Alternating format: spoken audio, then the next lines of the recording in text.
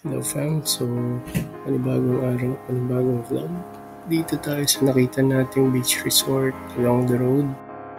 So galing kami El Salvador going home to Iligan. So ang astig niya guys kasi from kalsada. Kita na agad yung tubig, kita na agad yung beach resort. So nainganyo kami i-check. So ayan nga. Semi-white sand, flat, tapos ang lapad ng POV mo, so especially sa mga bata. Kasya auto, obviously kasya motor. So ayan lang siyang aliwalas niya kasi guys, kitang kita everything. So parang ang sarap lang. So we checked out. Tapos ito yung pinakagusto ko dito. May clearing ng puno. At saka may parang picnic area na parang pwede kayo tumambay kahit di kayo mag-swimming. Ayun, parang golf course. So St. Joseph to. And hopefully mabalikan namin. So samahan nyo kami. Like and subscribe.